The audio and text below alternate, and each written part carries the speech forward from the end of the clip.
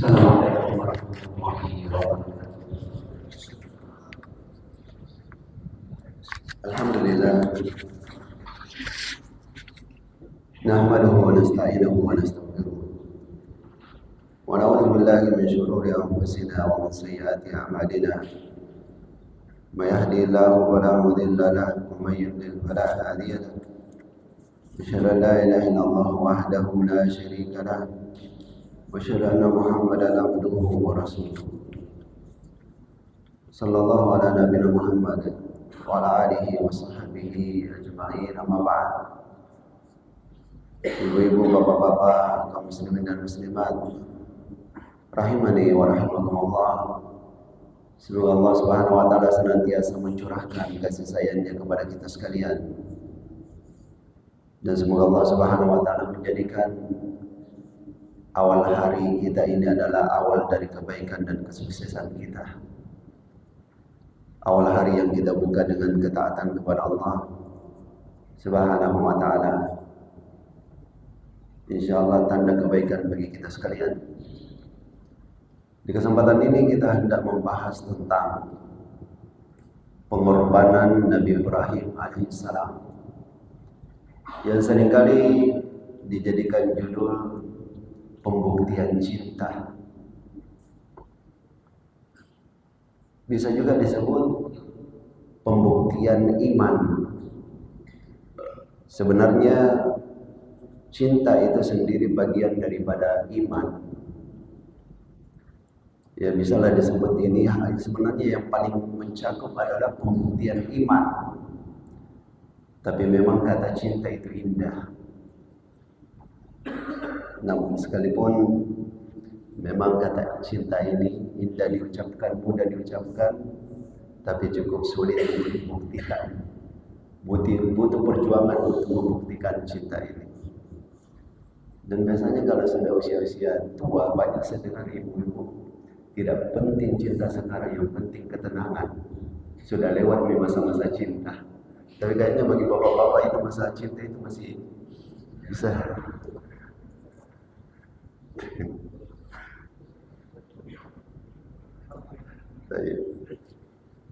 Saya buka dengan satu hal yang sangat penting,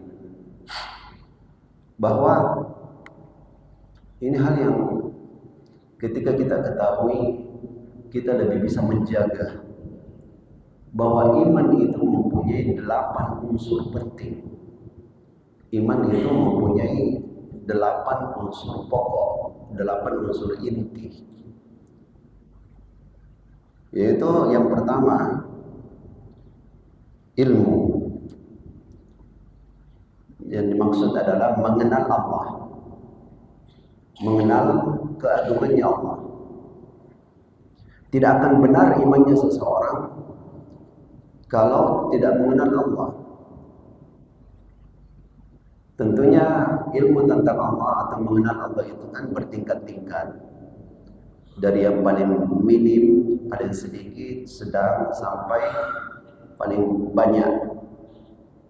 Nah, sesuai dengan ukuran ini, begitu keadaan iman seseorang. Karena kalau tidak kenal sama sekali, tidak mungkin beriman. Sama sekali tidak tahu tentang Allah, tidak mungkin beriman. Jadi harus ada ilmu tentang Allah, walaupun ukurannya berbeda-beda, tapi harus ada.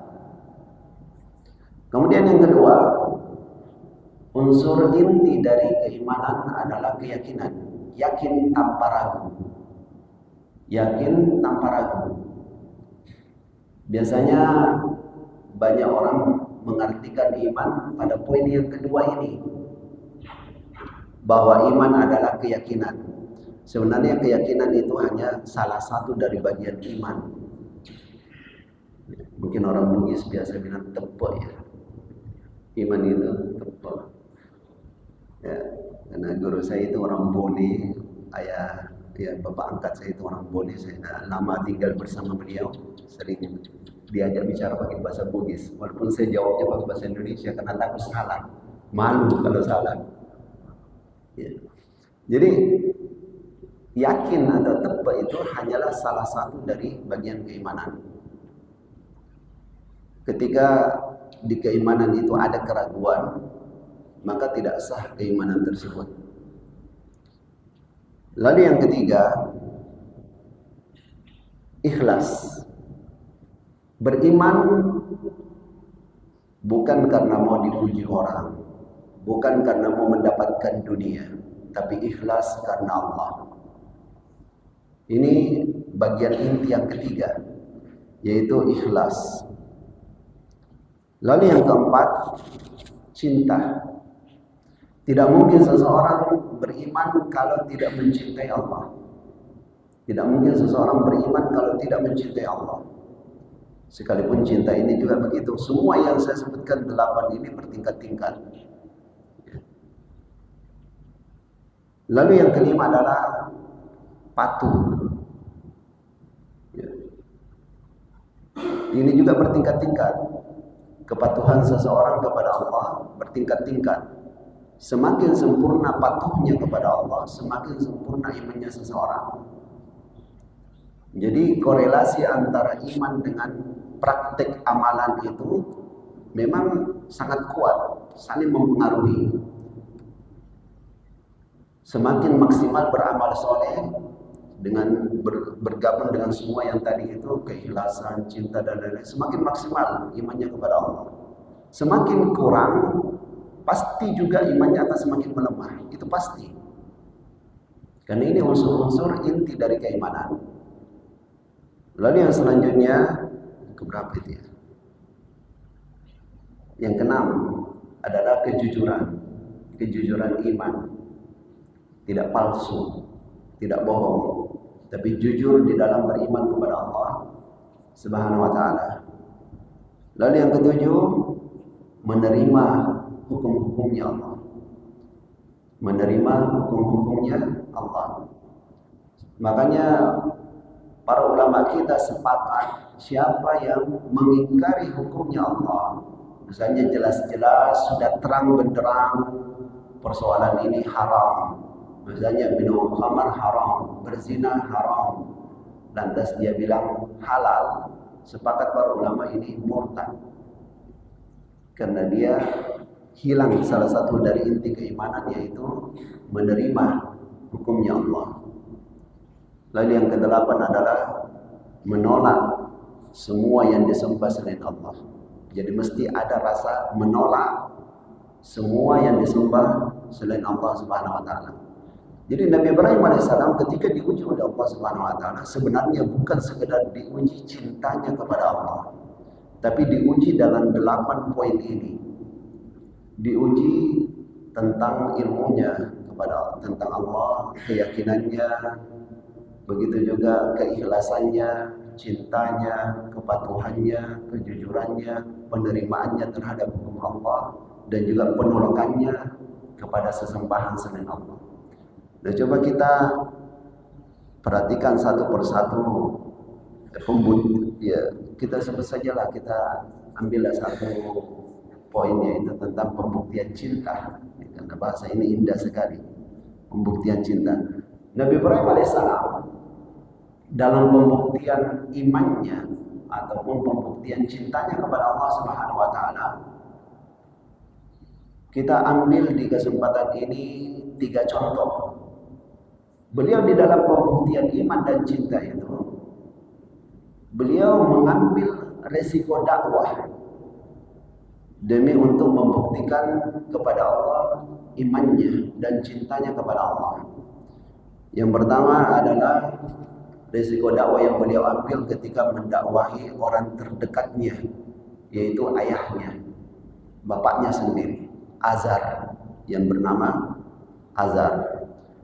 Namun Nabi Ibrahim alaihissalam di dalam hal ini ada hal yang sangat bagus kita ambil sebagai keteladanan, yaitu beliau bukan sekedar di dalam mendakwahi bapaknya, bukan sekedar mengandalkan dan memajukan keberanian, tapi beliau memadukan antara keberanian, kelembutan, dan kasih sayang. Jadi bukan sekedar berani mengungkapkan apa adanya kebenaran, tapi beliau juga gabungkan dengan kasih sayang dan kelembutan. Kita lihat Allah Subhanahu wa taala menceritakan di dalam Al-Qur'an. Tepatnya surat Maryam. Ketika Nabi Ibrahim alaihissalam melihat bapaknya itu menyembah berhala. Bapaknya adalah seorang penyembah berhala. Maka Nabi Ibrahim mendakwahi bapaknya. Beliau tidak tinggal diam. Karena cintanya kepada Allah, ingin membawa manusia dekat dengan Allah. Maka beliau mengambil resiko ini, tidak mendiamkan apa yang dilakukan oleh bapaknya. Dan ini menjadi pelajaran bagi kita juga. Ketika ada suatu kebatilan, sebisanya mungkin jangan didiamkan. Dirubah, dijelaskan, tentu dengan cara yang lembut, dengan kasih sayang. Nabi Ibrahim pun ketika melihat bapaknya menyembah berhala, keluarlah kalimat-kalimat beliau ini yang diabadikan dalam Al-Quran. Ya abati lima ta'budu ma la yasma'u wa la yubsiru wa la yughni anka syai'a. Wahai ayahanda, mengapa engkau menyembah sesuatu yang tidak bisa mendengar, tidak bisa melihat, dan tidak bisa sebenarnya membantumu sedikit pun? Sebenarnya ini tidak bisa membantumu sedikit pun. Ini patung. Patung orang-orang soleh yang sudah mati dijadikan sebagai patung. Ini tidak bisa membantu sama sekali. Ya abati inni qad ja'ani minal ilmi ma lam ya'tika fattabi'ni ahdika siratan sawiyya. Wahai ayahanda, telah datang kepadaku ilmu yang tidak engkau miliki. Aku telah memiliki ilmu yang belum engkau punya. Maka ikutilah aku akan tunjuki engkau jalan yang lurus. Itu kenyataan. Walaupun memang dari sisi kedudukan Nabi Ibrahim anak, bapaknya ya bapak, apalagi dari sisi umur jelas beda. Tapi Nabi Ibrahim alaihissalam tidak terhalangi untuk mengatakan di saat beliau mendapatkan ilmu yang benar, beliau dengan yakin menyampaikan kepada bapaknya, aku mempunyai ilmu yang tidak engkau miliki. Ikutilah aku akan tunjuki engkau jalan yang lurus. Ya, kalimat-kalimat seperti ini bukan kalimat kesombongan, tapi ingin menjelaskan apa adanya, supaya ayahnya itu menyadari poin yang penting ini, bahwa ada sesuatu yang sudah belok dari jalan yang lurus. Ini perlu diluruskan. Ya abadi la ta'budu syaitan. Wahai ayahanda, jangan menyembah syaitan. Ini kan bukan kata-kata yang ringan ini untuk didengar oleh yang menyembah selain Allah. Dikatakan jangan menyembah syaitan. Ini hakikat, kenyataan memang yang disembah oleh para penyembah berhala pada hakikatnya adalah syaitan. Walaupun ada dalam bentuk macam-macam bentuknya yang kelihatan, tapi pada hakikatnya yang mereka sembah itu adalah syaitan. Ya abadi la ta'budu syaitan.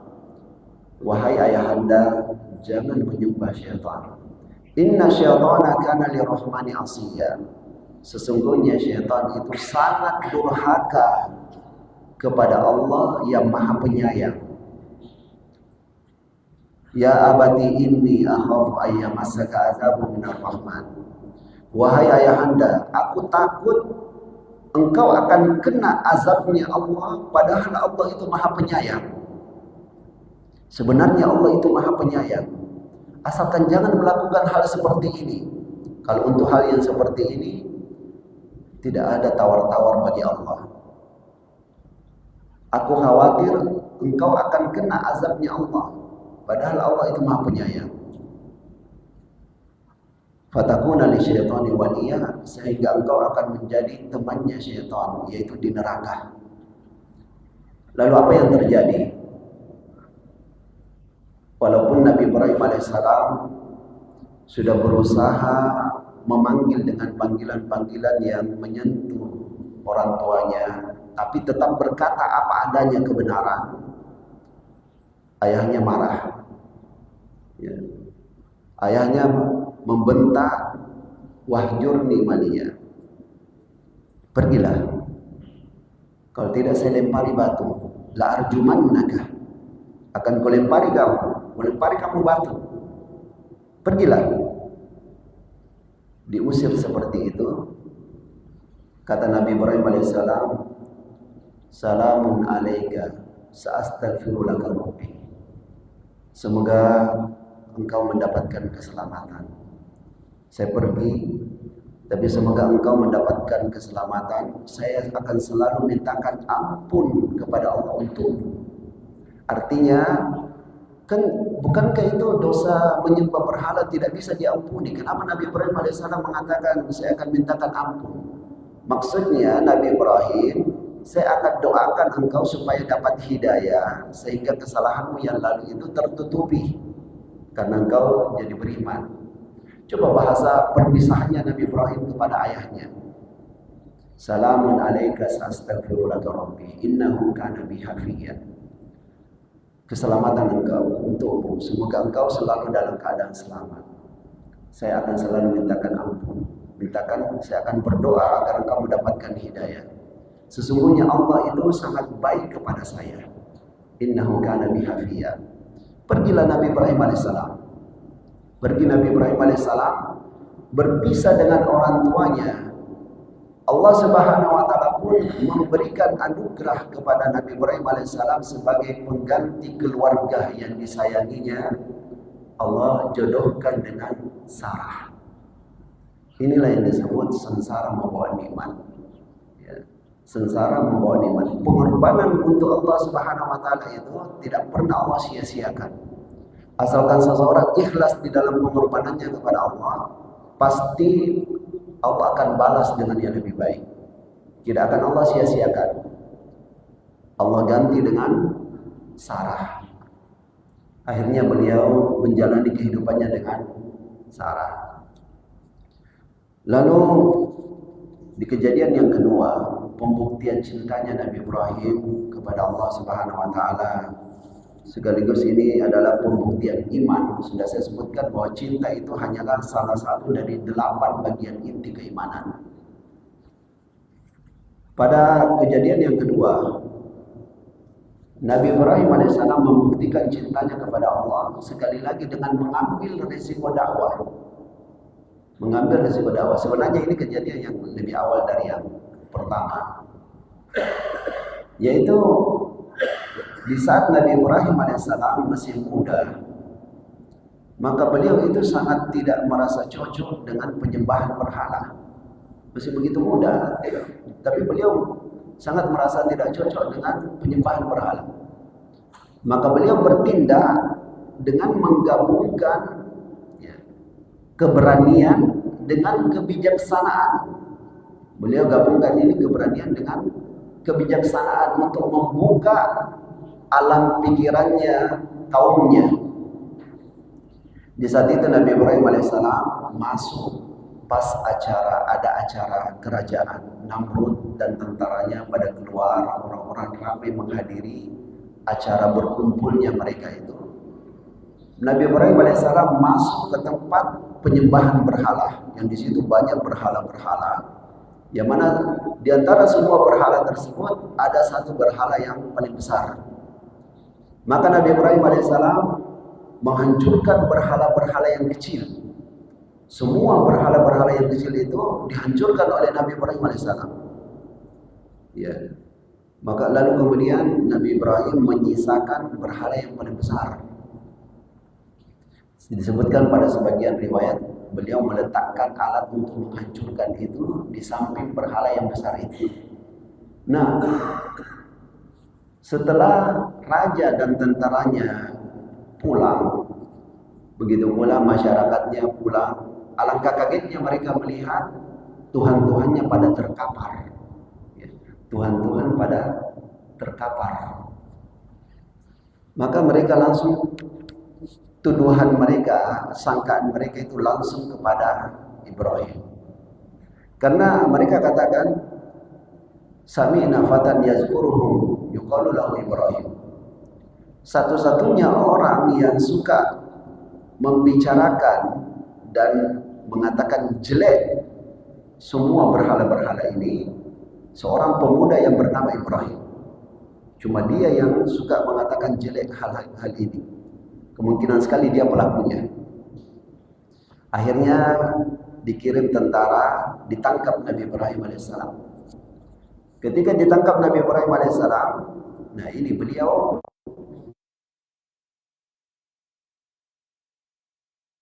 demi pembuktian cintanya kepada Allah, ingin mengajak orang-orang sadar supaya menjadi hamba-hamba Allah yang sebenarnya. Karena memang kita adalah hambanya Allah. Beliau menggunakan metode menggabungkan antara keberanian dengan kebijaksanaan. Ketika beliau ditanya, "A'anta fa'alta hadza bi'alihatina ya Ibrahim?" Apakah kamu yang melakukan ini kepada Tuhan-Tuhan kami, wahai Ibrahim? Kamukah yang menghancurkan berhala-berhala kami, wahai Ibrahim? Maka pertanyaan ini justru nampaknya ini yang ditunggu-tunggu oleh Nabi Ibrahim alaihissalam. Kata beliau, "Bal fa'alahu kabiruhum hadza." Bahkan yang melakukan ini berhala yang paling besar ini. Ini yang paling besar ini pelakunya. Fas'aluhum in kanu yantiqun. Tanya ini berhala-berhala yang pada terkapar ini. Tanya mereka semua. Kalau kita gambarkan dengan perjuangan orang sedang berperang ini, yang luka-luka ini, coba tanya siapa pelakunya. Ya, siapa pelakunya? Nabi Ibrahim bukan mau berbohong, tapi beliau mau membuka alam pikiran kaumnya supaya sadar. Maka otomatis muncul jawaban dari kaumnya, dan itu yang diharapkan, jawaban seperti itu yang diharapkan oleh Nabi Ibrahim. Kaumnya mengatakan, "Faraja'u ila anfusihim." Mereka langsung berpikir, pada berpikir semua. Ketika Nabi Ibrahim mengatakan, yang besar ini pelakunya. Coba tanya ini, yang kecil-kecil ini tanya. Mereka langsung berpikir. Lalu faqalu innakum antum zalimun. Mereka pun mengatakan, kita ini orang-orang yang zalim. Artinya kita ini kayaknya bodoh nih. Kayaknya kita ini bodoh. Tapi ya karena sudah terlanjur turun-temurun kefanatikan, keyakinan yang sudah tertanam begitu lama, generasi demi generasi. Summa nukisu ala ruhusihim laqad alimta ma haula yantiqun. Dengan bahasa tubuh, kepala menunduk, mereka mengatakan, "Hai Ibrahim, kamu kan tahu ini semua tidak bisa bicara." Kalau dalam ya itu bahasa kepala menunduk itu tandanya apa? Tidak ada confidence-nya, tidak ada percaya diri. Tahu kalau dirinya ini salah. Jadi mereka sambil menunduk mengatakan, "Kamu kan tahu ini tidak bisa bicara." Ya. Jadi kita tahu orang-orang dulu itu dari sisi keluguannya ada, dibandingkan orang sekarang banyak liciknya. Banyak liciknya. Walaupun salah, tapi lihat tampil pede.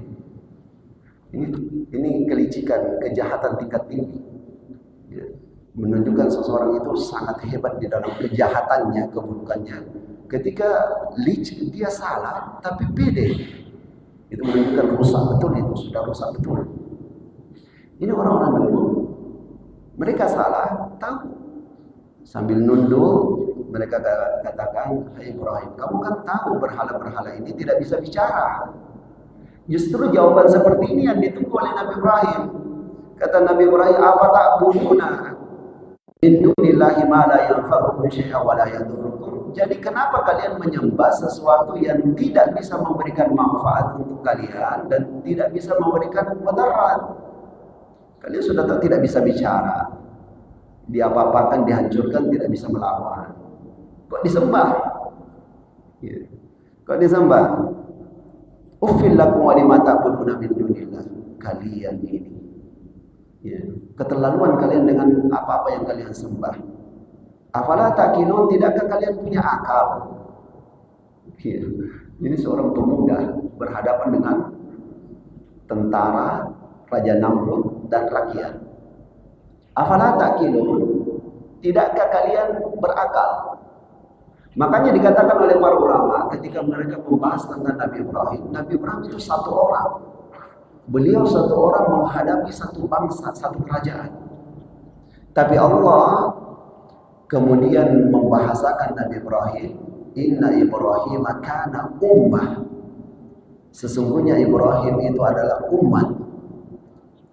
Subhanallah. Coba kita lihat bahasa sastra yang Allah pakai. Satu orang menghadapi satu bangsa, tapi Allah bahasakan Ibrahim ini umat. Bukan sekedar satu orang, bahkan dia adalah umat. Dijelaskan ayat ini oleh Abdullah bin Mas'ud radhiyallahu anhu, al-haqqu wal jama'ah wa in kunta wahda. Kebenaran itulah kebersamaan sekalipun engkau sendiri. Ya, kebenaran itulah kebersamaan walaupun engkau sendiri. Masyarul muslimin wal muslimat rahiman wa rahimakumullah. Maka setelah Nabi Ibrahim mengatakan, tidakkah kalian berakal kok menyembah yang seperti ini? Tapi sudah terlanjur fanatik, terbawa dengan keyakinan turun-temurun. Akhirnya walaupun mereka sebenarnya tidak pede dengan apa yang mereka lakukan, tapi mereka tetap membela apa yang mereka anut, membela keyakinannya. Mereka pun mengatakan, harrikuhu wansuru alihatakum in kuntum fa'ilin. Bakar dia dan bantu Tuhan-Tuhan kalian jikalau kalian mau lakukan. Tuhan kok dibantu? Kan seharusnya Tuhan yang membantu. Ini Tuhan yang dibantu. Ya, maka muncullah perintahnya Raja Namrud. Kejadian ini di Babilonia. Dan sekarang Babilonia disebut Irak. Kejadiannya dulu itu di Irak. Maka dikumpulkanlah kayu bakar atas perintah Namrud. Diperintahkan kayu bakar yang banyak dalam jumlah yang banyak. Kemudian dinyalakan api. Di saat itu datang Jibril alaihissalam mengatakan kepada Nabi Ibrahim alaihissalam, alaka hajah, kamu butuh bantuan. Kamu butuh bantuan? Apa jawaban Nabi Ibrahim alaihissalam? Amma ilaika fala. Adapun meminta bantuanmu, tidak. Coba. Kalau kita dalam posisi itu, malaikat ini. Malaikat mungkin kita langsung viralkan, kita share, kita supaya banyak didengar orang. Kenal saya. Malaikat ini datang menawarkan bantuan sama saya. Jangankan malaikat, jin setan saja dimintai bantuan. Kalau dapat masalah, datang ke dukun, datang ke tempat yang dikeramatkan kuburan, pohon, minta bantuan di situ. Hancur akidah. Nabi Ibrahim alaihissalam didatangi oleh malaikat, dan ini tidak ada kaitannya dengan kesyirikan. Karena malaikat itu, apalagi Jibril alaihissalam, punya kekuatan besar. Pada kasus kaum Lot yang mengamalkan amalan homoseks, akhirnya Jibril alaihissalam mengangkat satu kampung dengan sayapnya sampai ke langit. Lantas beliau balikkan, diturunkan, dibuang semua, langsung terkubur satu kampung, terkubur hidup-hidup. Apalagi cuma api ini, kerajaannya saja Namrud gampang sekali diangkut oleh Jibril alaihissalam, kemudian dikubur hidup-hidup sekalian semua. Beliau mampu. Datang menawarkan kepada Nabi Ibrahim, alaka hajat, butuh bantuan. Ya, ini kan hebat ini. Kita kalau bikinnya kita ini jenderal saja, bangganya bukan main. Ini bukan sekedar jenderal manusia, jenderalnya malaikat yang kekuatannya ya beda lah dengan jenderal-jenderal itu. Seringkali kalau sudah pensiun lemah kekuatannya, ya, baik kekuatan politik maupun kekuatan fisik ya agak berkurang lah. Tapi ini Jibril alaihissalam sempurna kekuatannya. Tapi jawaban Nabi Ibrahim alaihissalam, amma ilaika fala.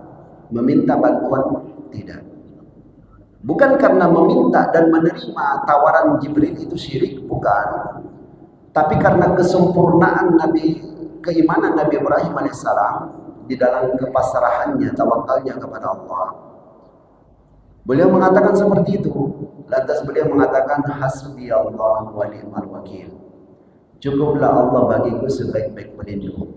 Memang kalimat ini sangat bagus kita baca di saat kita dalam keadaan sulit. Tidak usah pakai baca-baca yang diambil dari hasil bertapa di gunung, atau puasa putih, atau berendam di sungai. Tidak usah baca-baca seperti itu. Cukup sekali ini hasbi Allah wa ni'mal wakil. Cukuplah Allah bagiku sebaik-baik pelindung. Ketika Nabi Ibrahim alaihissalam menolak tawaran dari Jibril yang sangat kuat dan menyerahkan kepada Allah semata, Allah yang langsung bertindak. Allah katakan kepada api, ya naru kuni barda wa salaman ala Ibrahim. Hai kamu api, jadilah kamu sejuk dan keselamatan, tidak menyakiti Ibrahim sama sekali. Jangan sakiti Ibrahim sama sekali. Dilempar Nabi Ibrahim ke dalam api, aman. Tidak ada sama sekali tersakiti dengan api itu. Inilah juga contoh sengsara membawa nikmat. Sekali lagi, sengsara membawa nikmat. Lebih tepatnya pengorbanan karena Allah tidak akan Allah sia-siakan. Tidak akan Allah Subhanahu wa taala sia-siakan. Yang tadinya disiksa, rencananya disiksa, dibakar hidup-hidup, ternyata terjadi kejadian yang sangat luar biasa, menjadi penguat keimanan Nabi Ibrahim alaihissalam. Allah Subhanahu wa taala memperlihatkan dan merasakan kepada Nabi Ibrahim, api pun menjadi dingin dan sejuk, tidak sama sekali menyakiti Nabi Ibrahim alaihissalam. Lalu satu lagi kejadian pembuktian imannya Nabi Ibrahim alaihissalam, pembuktian cintanya kepada Allah Subhanahu wa taala dengan mengambil dengan ketaatannya kepada Allah Subhanahu wa taala berkenaan dengan hari-hari ini, Zulhijjah, Idul Kurban. Ketika Allah Subhanahu wa taala memerintahkan kepada Nabi Ibrahim alaihissalam untuk menyembelih anaknya, maka Nabi Ibrahim alaihissalam, kita tahu beliau seorang yang sempurna keimanannya. Makanya beliau bergelar Khalilullah. Khalilullah berasal dari kata khullah, yaitu orang yang imannya, qalbunya sudah dipenuhi dengan cinta kepada Allah, sehingga semua rasa suka dan rasa cinta pada yang lain itu semuanya kalah, jauh di bawah. Karena cintanya kepada Allah itu sudah berada di puncaknya. Ini yang disebut dengan Khalilullah. Allah yang memberi gelar kepada Nabi Ibrahim gelar tersebut. Allah berfirman dalam Al-Quran, "Wattakhadallahu Ibrahim khalila." Allah telah menjadikan Ibrahim sebagai khalilnya.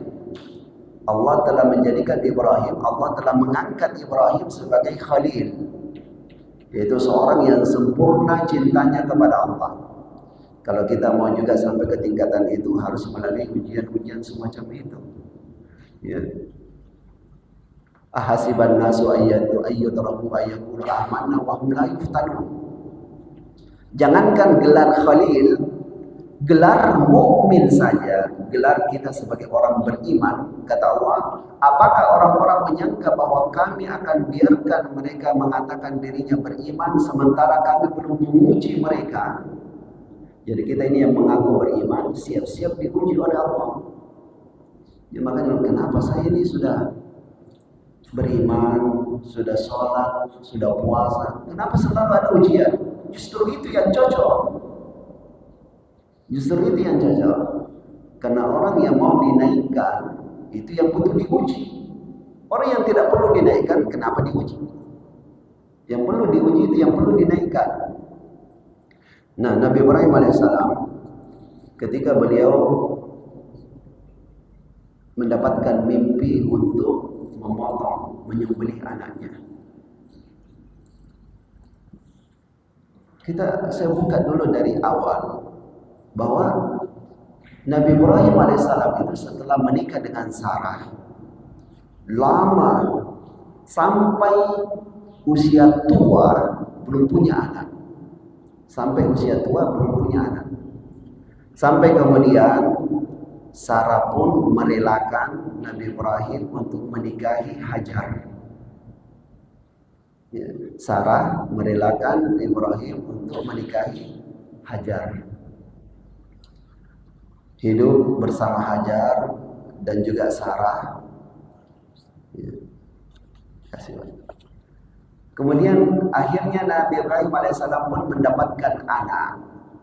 Nabi Ibrahim pun berhasil, Allah anugerahi anak yang soleh, yang kemudian setelah dewasa menjadi nabinya Allah Subhanahu wa taala, yaitu Ismail. Jadi Nabi Ismail lebih duluan lahir dibandingkan Ishak. Satu bapak beda ibu. Ya, satu bapak beda ibu. Ya. Nabi Ibrahim alaihissalam mendapatkan anak Ismail. Tumbuh berkembang sampai di masa remajanya. Datang perintahnya Allah Subhanahu wa taala melalui mimpi untuk menyembelih anak ini. Coba kalau kita dalam posisi itu. Lamanya tidak punya anak, di masa tua baru dapat anak, tumbuh berkembang lagi sangat menyenangkannya, tiba-tiba datang perintah potong dia. Mungkin kita bilang, teganya ya Allah. Ya Allah, tega tak? Mungkin begitu ya. Tapi Nabi Ibrahim alaihissalam itulah beliau. Seorang yang kalbunya sudah dikuasai rasa cinta kepada Allah, tidak ada yang masalah. Tetap ikhlas, tetap patuh. Itu bagian dari keimanan adalah menerima hukum, patuh. Maka Nabi Ibrahim alaihissalam, tapi beliau menggabungkan antara kepatuhannya kepada Allah dengan kebijaksanaannya. Beliau mengatakan kepada anaknya Ismail, ya bunayya, dibuka dengan panggilan yang begitu mesra, wahai ananda, inni ara fil manam anni asbahuka. Aku melihat di dalam mimpi. Maksudnya aku mendapatkan perintah melalui mimpi bahwa aku disuruh menyembelih. Karena mimpinya seorang nabi itu bagian dari wahyu. Kalau kita kan 3 macam mimpi kita. Bisa dari Allah, bisa dari syaitan, bisa juga dari kesibukan pikiran. Tidak selamanya juga kalau mimpi buruk itu dari syaitan. Ya, bisa juga dari pikiran kita, terbayang-bayang dengan sesuatu, pikiran kita sendiri, atau sedang sibuk tentang sesuatu, urus sesuatu, masuk di dalam mimpi. Itu satu macam. Ya, walaupun kebanyakan mimpi buruk dari syaitan. Ya, yang kemudian yang ketiga dari Allah. Kalau Nabi, semua mimpi mereka benar. Mimpi itu, Nabi itu tidak pernah mengigau seperti kita. Mimpi yang tidak benar. Seperti yang Nabi SAW sebutkan, mimpi bagi Nabi itu bagian daripada 46 macam kenabian. Ya. Atau satu bagian dari 46 macam cara wahyu sampai kepada mereka. Nah, jadi jelas bagi Nabi Ibrahim alaihissalam ini jelas adalah perintah dari Allah. Tapi begitu bijaksananya beliau. Ya, kan sebagian orang kadang begini. Ya. Yang jelas ini haruslah begini. Tidak boleh tidak. Mau tidak mau, harus mau. Nabi Ibrahim tidak seperti itu. Nabi Ibrahim tidak bilang, sini kau, baring, sini saya sembelih. Karena ini perintah Allah, harus siap. Tidak. Nabi Ibrahim mengatakan, ya bunayya, wahai anaknya, inni ara fil manam anni asbahu. Aku dapat perintah melalui mimpi, yaitu Allah perintahkan aku untuk menyembelih kamu. Fanzur maza tara, bagaimana pendapatmu? Subhanallah, bagaimana pendapatmu? Ternyata Nabi Ismail alaihissalam anak yang sangat soleh, dengan kesempurnaan iman juga, walaupun masih remaja. Ya abati, panggilan yang mesra dijawab dengan jawaban yang mesra. Nabi Ibrahim ketika memanggil Ismail, ya bunayya, wahai ananda, dijawab oleh Ismail, ya abati, wahai ayahanda, if'al ma tu'mar, laksanakan apa yang diperintahkan kepadamu. Satajiduni insyaallah minas sabirin, engkau akan mendapatkanku insyaallah termasuk orang yang sabar. Laksanakan saja. Allah pun menceritakan dalam Al-Quran, falamma aslama, surat As-Saffat, falamma aslama, ketika keduanya telah pasrah dengan ikhlas tulus ingin melaksanakan perintahnya Allah, watallahu lil jabin, dan sudah dibaringkan, pisau sudah dihunus, maka fanadainahu ayya Ibrahim qad saddaqata ru'ya, kami pun panggil dia, wahai Ibrahim, kamu telah benarkan dan kamu ternyata memang siap melaksanakan perintah di mimpi tersebut. Sampai Allah Subhanahu wa taala gantikan dengan yang Allah sebutkan bizibhin azim, sembelihan yang besar. Allah bahasakan dengan sembelihan, hewan sembelihan yang besar. Allah gantikan. Sebagian riwayat, sebagian cerita mengatakan saat itu Nabi Ibrahim alaihissalam sudah sempat mengiris leher Ismail, cuma ya pisau yang tajam ini tidak mengiris lehernya Ismail. Sebagian cerita menyebutkan hal tersebut, sebagian tidak sampai ke cerita itu. Hanya ketika Nabi Ibrahim sudah mau menyembelih anaknya, Allah langsung panggil dan digantikan dengan hewan sembelih yang besar. Kata Allah, inna kadzalika najzil muhsinin, demikianlah kami pasti akan balas orang-orang yang berbuat baik. Sampai kata Allah, wa tarakna alaihi fil akhirin, kami jadikan Ibrahim ini sebagai cerita yang bagus, cerita keteladanan untuk generasi belakangan. Salamun ala Ibrahim, salam sejahtera untuk Ibrahim. Inna kadzalika najzil muhsinin, demikianlah kami memberikan balasan untuk orang-orang yang baik. Nah, ternyata apa kejadiannya? Allah Subhanahu wa taala pun memudahkan Sarah yang tadinya mandul, dikira mandul, ternyata hamil di usia nenek. Di usia sudah usia nenek-nenek. Hamil. Lantas lahir Ishak yang juga seorang nabi. Ishak nanti punya anak Yakub, nabi juga. Yakub punya anak Yusuf, nabi juga. Begitulah sengsara membawa nikmat. Pengorbanan karena Allah itu tidak mungkin Allah sia-siakan. Kita saja manusia yang mulia itu, kalau kita lihat ada seseorang selalu memberi jasa kepada kita, akan tersimpan, tercatat orang itu. Bagaimana dengan Allah Subhanahu wa taala?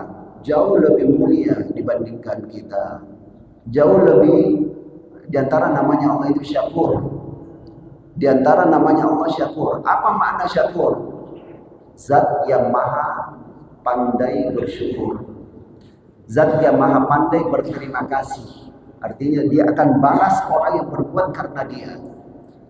Tadinya sebenarnya andaikan Nabi Ibrahim alaihissalam melaksanakan perintah Allah dan terlaksana penyembelihan Nabi Ismail, hilang, habis. Nabi Ibrahim sudah tidak punya anak, tidak punya keturunan. Tapi begitulah ketika seseorang berbuat karena Allah, la in syakartum la azidannakum. Kata Allah, asalkan kalian pandai bersyukur. Di antara tanda seseorang pandai bersyukur adalah dia patuh dengan hukum-hukumnya Allah Subhanahu wa taala, dengan perintahnya Allah. Kalau kalian pandai bersyukur, kata Allah, asalkan kalian pandai bersyukur, pasti akan kutambahkan untuk kalian. Tadinya andaikan terlaksana, Nabi Ibrahim jadi tidak punya anak. Tapi justru dengan Nabi Ibrahim siap melaksanakan perintah Allah, bukannya kehilangan anak, justru bertambah anak dan cucu-cucu yang semuanya bukan sekedar orang soleh biasa, tapi buat mereka adalah nabi-nabi, rasul-rasulnya. Ini menjadi pelajaran bagi kita sekalian. Ya,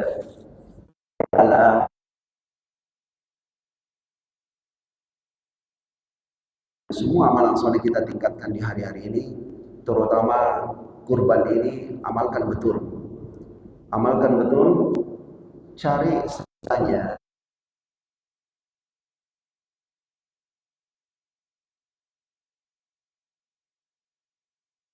paling cantik bulunya, paling sempurna tanduknya, paling menarik, tentu paling mahal harganya. Ya, tentunya otomatis begitu. Ya, sebisanya, walaupun tidak tercela orang yang berkorban semampunya, itu tidak tercela, itu tetap sah, tidak mencela orang yang berkorban tidak sampai betul-betul sempurna, asalkan jangan berkorban dengan cari yang cacat, ya.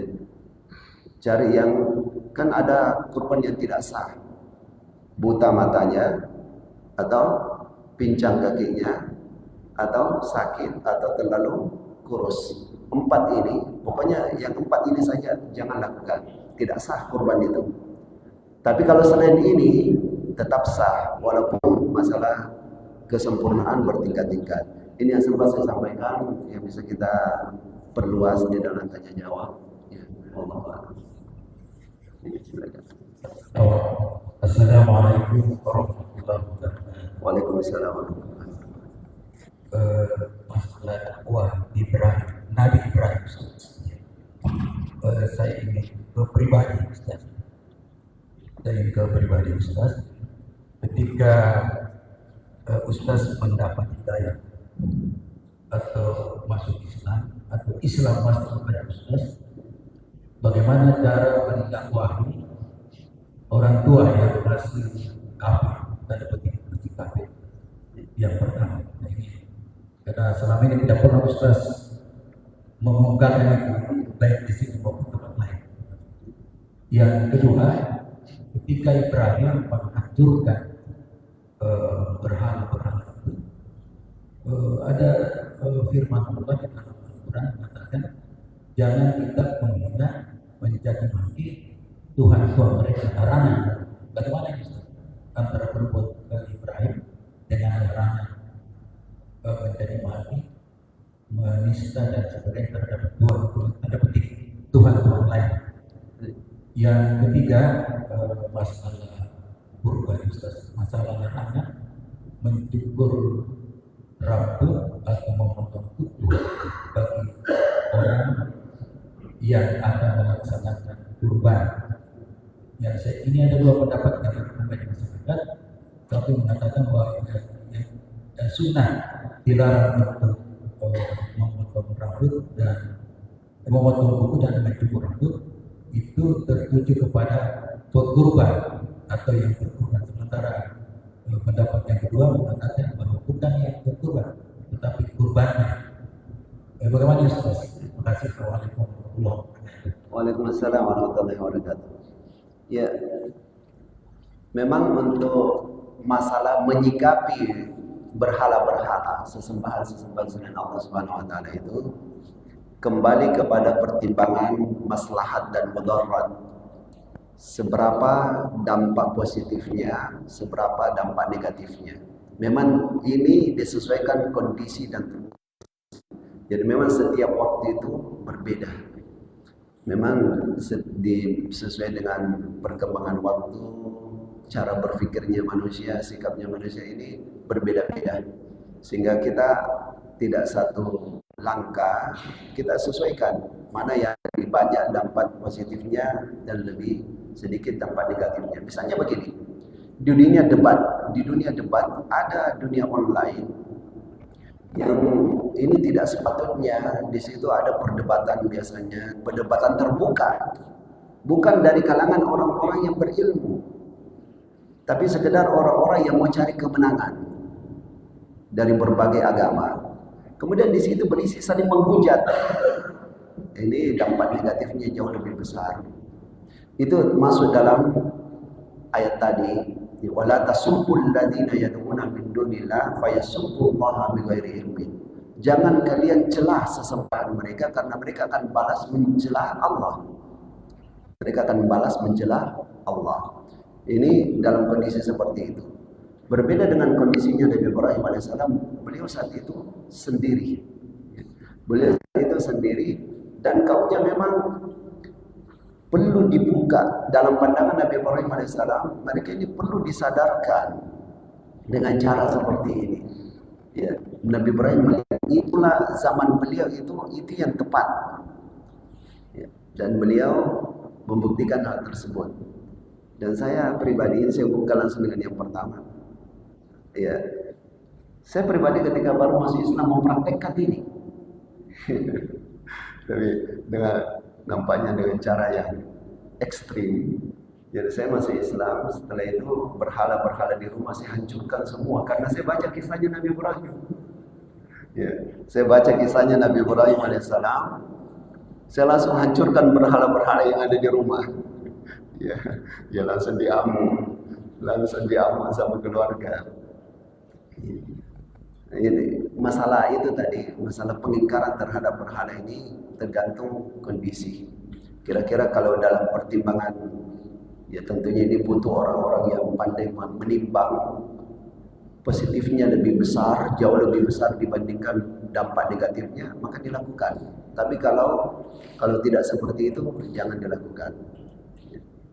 Kemudian masalah kurban ini, bahwa yang tidak boleh dipotong kukunya, tidak boleh dipotong rambutnya adalah, atau kalau hewan bulunya, ya, pendapat ini perlu menyampaikan rujukannya. Ulama siapa yang mengatakan seperti itu? Ya. Kan agama kita ini ada tokoh-tokohnya. Setiap bidang itu ada ahlinya. Tidak semua orang bisa bicara. Setiap bidang ada ahlinya. Kalau masalah bicara sama kita, semua orang bisa. Tapi tunjukkan siapa yang para ahli, ya, dalam hal ini para ahli fikih, para ulama kita, ulama dunia dulu kan, alhamdulillah perlu kita ketahui, ya, bahkan buku-buku yang terbit di tahun 200-an Hijriah masih ada sampai sekarang. Buku-bukunya ulama kita yang disusun tahun 200-an Hijriah ada sampai sekarang. Bahkan tahun 100-an Hijriah ada sampai sekarang. Sekarang sudah tahun 1446 Hijriah. Ada sampai sekarang. Itu penjagaan dari Allah. Kenapa sih tidak sibukkan diri membaca saja? Baca, lantas tunjukkan bahwa ulama ini berkata begitu. Jadi itu saja. Bahwa setahu saya, ya, para ulama-ulama kita mengatakan yang dilarang itu potong rambut dan kuku orang yang berkurban, bukan hewannya. Bukan hewannya. Ya, bagi yang menjelaskan seperti itu, hewannya yang dilarang dipotong kukunya, dilarang dipotong bulunya, boleh tunjukkan ulama siapa yang berkata seperti itu. Ya, kalau memang ada ya kita terima, kita hormati itu pendapat. Ya. Tapi kalau tidak ada, janganlah asal bicara. Ya. Ya. Kemudian yang kedua, yang ini potong kuku dengan cukur adalah kan ikut keluarga anaknya,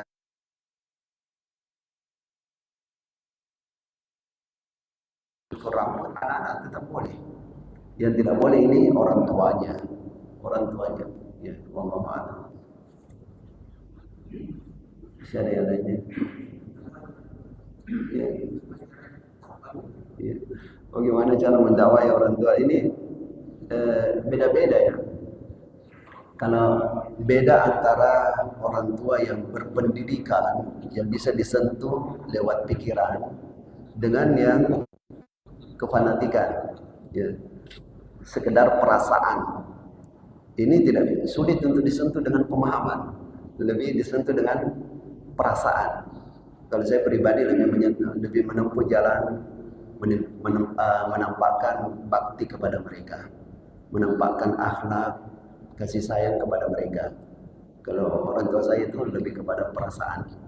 Ya, karena orang-orang termasuk orang-orang dulu yang lugu, yang ya pendidikannya termasuk rendah. Ya, wallahu a'lam.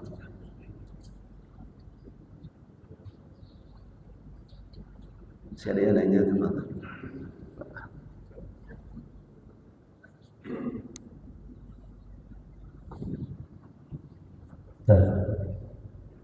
Assalamualaikum warahmatullahi wabarakatuh.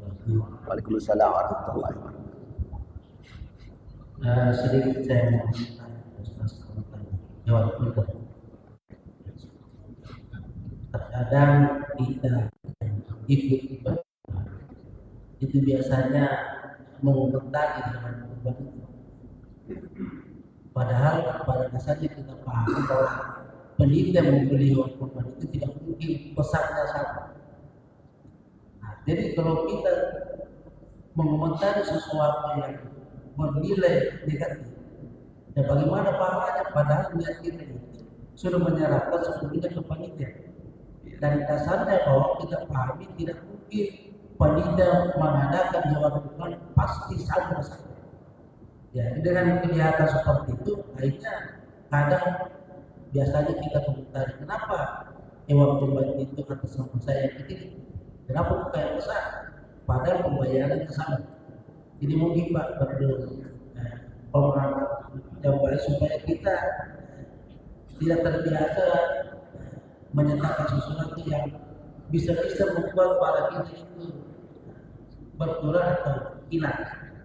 Terus yang kedua tentang kita. Kita ini biasa mendengar sesuatu atau melihat itu kadang kita menangis bersedih terharu dengan apa yang kita lihat atau dengar. Sementara di sisi membaca Al-Quran itu kadang kita tidak menangis atau tidak perlu menangis. Walaupun apa yang kita dengar itu ya ini baca Al-Quran, tetapi kalau sesuatu hal yang kita kadang itu biasa kita terharu sampai menangis, terseduh-seduh. Sementara membaca Al-Quran tidak pernah terasa ada jiwa untuk memahami. Saya kira bagaimana? Terima kasih. Assalamualaikum warahmatullahi wabarakatuh. Waalaikumsalam warahmatullahi wabarakatuh. Iya, untuk persoalan yang pertama memang sangat penting. Ya. Persaudaraan, saling percaya. Ya. Ini sangat penting karena memang apalagi di zaman kita ini ya, banyak krisis amanah. Khususnya sering kita diperlihatkan oleh, apalagi sekadar lewat video, ternyata yang sampai beda. Bahkan kita sudah tengok ke sana, ternyata yang dikirim lain. Jadi tidak selamanya ini, yang penting kita sudah percayakan kepada panitia. Ya, kalau sudah percayakan kepada panitia, panitia juga sudah berjuang, bekerja keras, hargai kerja kerasnya mereka. Ya. Hargai kerja kerasnya mereka. Yang penting kita sudah tulus. Maka Allah sudah berikan pahala yang terbaik untuk kita. Jangan dirusak lagi pahala kita. Ya, kita sudah tulus. Ya, karena merusak persaudaraan itu dosanya besar. Ya. Jadi lebih bagus kita jaga perasaan saudara-saudara kita sebagai panitia yang sudah kita percayakan dan sudah bekerja keras. Yakin bahwa niat kita itu sudah dipandang oleh Allah, pahala kita sudah dicatat oleh Allah Subhanahu wa taala. Masalah nanti ternyata kenapa ini beda, kenapa ini agak kecil, ya itu ya dimaklumi saja, ya diterima saja dengan tulus. Yang penting kita yakin bahwa yang kita percaya itu sudah berusaha semaksimal kemampuannya. Ya, itu. Ada beberapa kejadian memang, termasuk saya. Ya, ketika tahun sebelumnya Berapa kilo itu? 85 kilo. Oke, kirim. Gemuk, yang datang besar. Dan berikutnya karena sudah percaya, pesan lagi, kok yang datang kecil kali ini? Ya, sering terjadi seperti itu ya. Kita yang penting niat kita sudah bagus, kita sudah berusaha sesuai dengan kemampuan kita. Jangan lagi dilukai pahala kita itu. Kemudian yang kedua, masalah mungkin lihat sandiwara nangis, ya, dengar cerita orang nangis, tapi baca Quran tidak nangis. Memang itu menunjukkan kerasnya hati. Itu perlu diperbaiki, memang perlu. Bagaimana cara memperbaiki hati? Ya, berusahalah misalnya bangun tengah malam. Itu diantara waktu yang terbaik untuk melembutkan hati. Ya, bangun tengah malam sambil pikirkan kekurangan kita. Pikirkan dosa-dosa yang pernah kita lakukan. Sering-sering juga datangi ketika sempat ya, datangi orang yang dalam keadaan sakit, jenguk mereka supaya kita teringat suatu saat bisa saja kita juga dalam posisi ini. Sesekali datang ke kuburan, ziarah kubur, supaya ingat bahwa kita juga suatu saat akan mati. Ya, begitulah. Wallahu a'lam. Masih ada yang lainnya? Ya.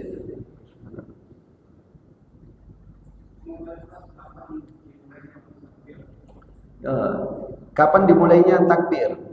Ya, takbiran ya, maksudnya itu Allahu Akbar, Allahu Akbar, Allahu Akbar, la ilaha illallah, Allahu Akbar, Allahu Akbar, walillahil hamd. Ini sebenarnya dari maghrib hari pertama Zulhijjah.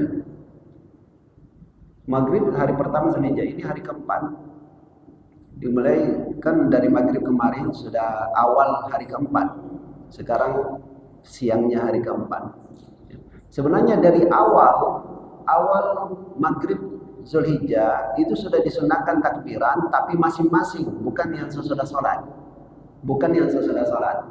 Di rumah, di kamar, di jalan, sambil bawa mobil, di pasar, di tempat kerja, takbiran. Ya.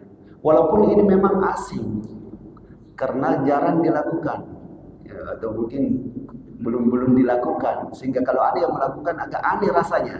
Tapi begitulah, sesuatu kebaikan itu perlu diperkenalkan sedikit-sedikit lah, sedikit-sedikit. Makanya di Mekah itu kita bisa lihat ada petugas-petugas yang pakai, ya, mereka keliling, Allahu Akbar, Allahu Akbar, Allahu Akbar, la ilaha illallah, Allahu Akbar, Allahu Akbar, keliling. Ya, ada juga mobil keliling takbiran supaya untuk memberitahukan orang sekarang saatnya memperbanyak takbir. Yang memperbanyak takbiran. Sekali lagi itu untuk yang bukan sesudah sholat. Adapun yang sesudah sholat dimulai dari hari Id sampai plus 3 hari kemudian, jadi 4 hari. Takbiran di hari Idul Adha dari habis sholat Id itu, dari sholat Id sampai dengan hari yang keempat. Ya. Hari Id, hari pertama sampai hari keempat. Berbeda dengan Idul Fitri. Idul Fitri dari malam Lebaran sampai sholat Idul Fitri saja. Cuma 1 malam saja, 1 malam. Tapi kalau Idul Adha ini 4 hari. 4 hari untuk yang sesudah sholat. Tapi yang di luar sholat itu sepanjang 10 hari. 10 hari. Wallahu a'lam. Masih ada yang lainnya?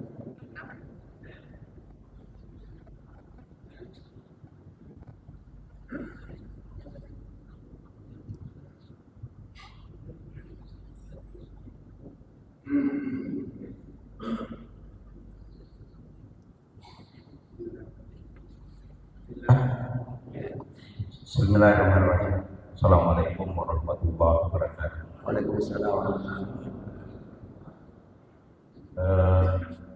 Berbicara tentang kepatuhan, keimanan kepada Allah Subhanahu wa taala. Tentu di zaman Nabi Ibrahim dengan di zaman kita sekarang ini berbeda. sekalian, saya mungkin bicara sederhana saja di zaman kita sekarang ini tentang kepatuhan kita kepada keimanan, khususnya kepada, saya fokuskan karena pas bulan ini adalah bulan haji, keimanan kepada rukun Islam yang kelima. Nah, terus terang saja kita banyak terlalu menunda-nunda keimanan itu. Di saat kita masih jadi aktif, jadi pegawai, jadi karyawan, kita tidak memperhatikan bagaimana mendaftar melaksanakan kewajiban rukun Islam yang kelima. Biar nanti selalu berpikir begini, nanti setelah ini. Sekalinya pensiun tidak bisa. Nah, ini mungkin mungkin yang perlu kita harus sadari, betapa kita menunda-nunda keimanan kita kepada Allah, padahal itu adalah rukun. Ya, pertanyaannya sebenarnya bukan pertanyaan, pernyataan, pengingatkan kepada kita semua bahwa ketika kita mampu, memang di sana ada regulasi bahwa ada mampu, tapi kemampuan itu yang terkadang kita tidak sadari. Pada saat kita masih aktif, kita bisa beli mobil, kita bisa cicil rumah, tetapi kita menganggap diri bahwa kita tidak mampu, padahal kita sudah sesuatu yang mungkin sesuatu yang sudah menjadi pelanggaran. Saya kira itu Ustaz dan mohon.